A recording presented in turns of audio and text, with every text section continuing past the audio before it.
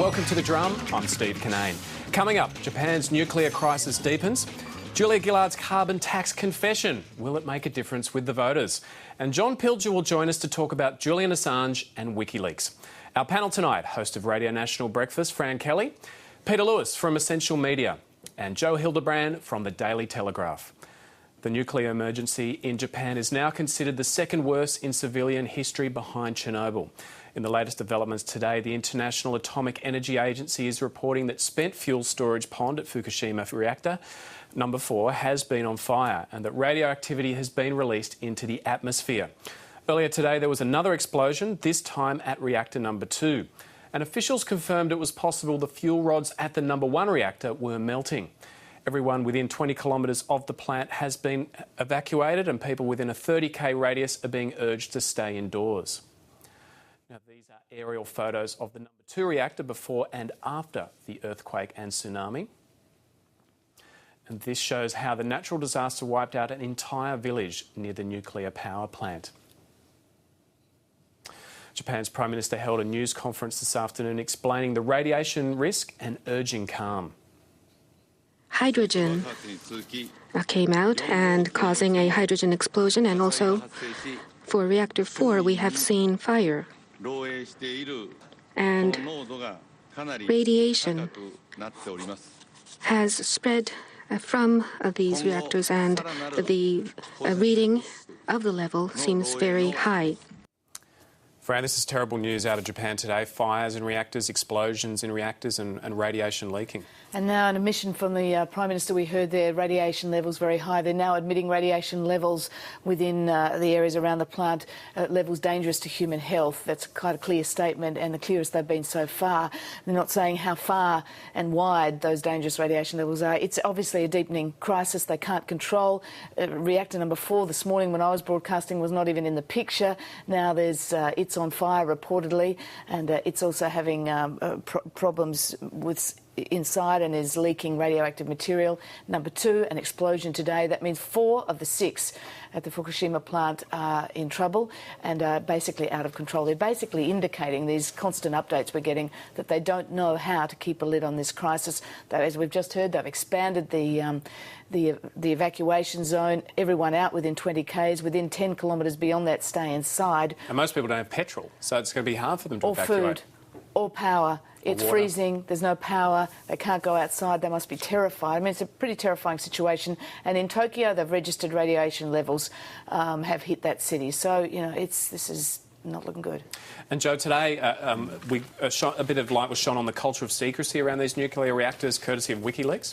Yeah, look, it was. I have to say, this is stuff that's actually been on the record before. Concerns were raised contemporaneously about Japan's nuclear industry and its closeness with the government and how forthcoming it's been about how it's handled certain safety issues in the past. The MP who raised the issue, Taro Kono, is someone who says on his own website that he opposes the nuclear industry and the expansion of the nuclear industry, and also has raised grave concerns about it. And that's his prerogative. He comes from a progressive party, and good on him. He wants more alternative energy.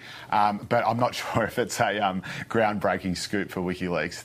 It's pretty pedestrian stuff that he has said to a US official. So I think there's obviously major questions that are going to be asked about just how well the industry is regulated in Japan and just what could be done.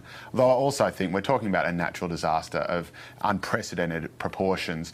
We are talking about the 4th largest earthquake in human history. I don't think that's the issue of WikiLeaks, though. I mean, as Joe said, this is not news that the power company or the nuclear industry in Japan has not been forthcoming with a lot of information or a lot of... it's been investigated before for not maintaining safety regulations about 7 years ago. So it's been in trouble before for this. I think as I talk to people over the last few days about the population, how they're feeling about this, they're not tending to believe what their politicians and other authorities are saying about this nuclear crisis because they've been told things before or not told things before. So they're not terribly trusting, I think. That's a real problem for them, isn't it, if they're not trusting the politicians and the officials from the nuclear reactors? Yeah. Look, it's a problem in Japan. It's a problem globally now for the nuclear nuclear industry as well, I think, and we've seen them out really strongly. I thought a bit prematurely in Ziggy's case yesterday, saying it's safe, don't panic. Today, the rhetoric coming out of the nuclear industry, looking on the web, was it's not as bad as Chernobyl. It's not quite a reassuring message to be putting out to people. You know, the nuclear industry has worked really hard over the last 20 years to make people feel like this is a clean, safe source of energy. Last time we asked people, late December, Australians, the majority, thought it would be okay to build nuclear reactors in Australia, although not in their backyard, as we always know. But, you know, this is going to recast that industry. It's too early to be really talking about this with the gobsmacking nature of the tragedy, but, you know, and 30% of Japan's power as well, you know. So this is just so many layers of misery, it's just not funny. I think to play devil's advocate there, it's far too soon. I mean, none of us on this panel is a nuclear physicist, so we don't necessarily know. How do you know? Well, I am, but I didn't want to say anything here tonight. But I think, as Pete said, it is much too early to sort of go into this sort of politics. But what I was trying to say before, the scope of this disaster is so huge that necessarily, you know, a moderate cover-up in 2000 or something like that isn't necessarily the smoking gun. Like, obviously, you want your nuclear industry to be absolutely watertight. You want it to be absolutely fail-safe. And you want them to be transparent. But, you know, you can go to building companies and say, why did your building fall over? But you the can implications of a failure of nuclear safety is much different than a failure to most other industries. You know, radiation is indiscriminate. It's not like a fire or, you know, a gas leak or an oil leak. I think it's a reminder too of, I mean, sure, Joe's right, these are old plants. This is a 40-year-old plant at Fukushima. So, you know, presumably it's not the modern generation of nuclear plants that has been making us all feel a lot more comfortable. I wouldn't be selling the bright new model now. But what it reminds us is that how difficult this industry is to control and maintain. I mean, we're now hearing the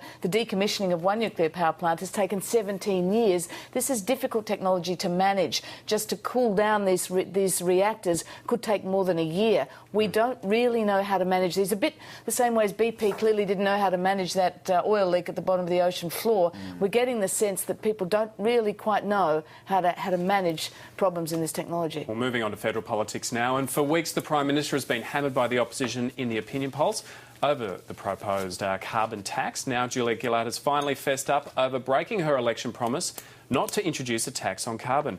On last night's Q&A program, the Prime Minister admitted she had misled the people. I did say during the last election campaign, I promised that there would be no carbon tax. That's true, and I've walked away from that commitment, and I'm not going to try and pretend anything else. Fran, isn't it what the Prime Minister has been doing, pretending anything else?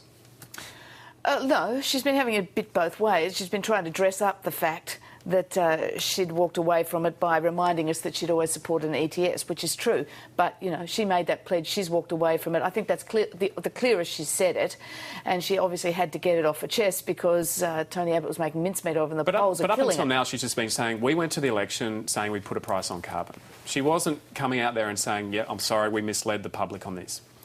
No, she wasn't saying it like that. This is the first time I've heard her say, I have misled, but I didn't mean to mislead. And I think that's the difference we've seen in this commentary. I did not mean to mislead. And I think her explanation of that is, I didn't know it, because Tony Abbott's been building the case that she tried to hose this down before the election because his great big new tax line was going to bite, you know, a tax on households.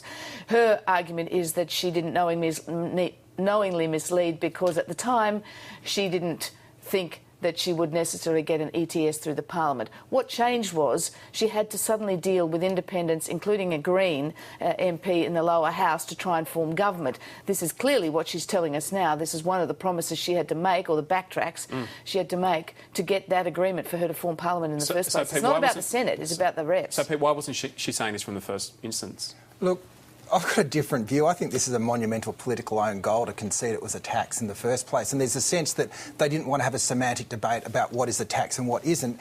But this is different to a tax as most people understand. This is money that is not going into consolidated revenue to raise any. It's an intervention in the market to change the relative cost of carbon, as for the first time was quite well explained on Q&A last night. But it's still a tax. And the money goes back to the punters. But if you take the tax off the companies and transfer it to punters, that's still a tax, Yes, isn't it? but if you went to explain that and defend yourself and say this is not a tax as you people understand it, you are starting to sell the tax. And I think that they conceded too early that they'd breached a promise. I would have held my ground, you know, this is me, and argued the case that this is fundamentally different. This is a market intervention to change the price of carbon. It was always this kind of tax. A carbon tax has never been anything but this But this model. is how we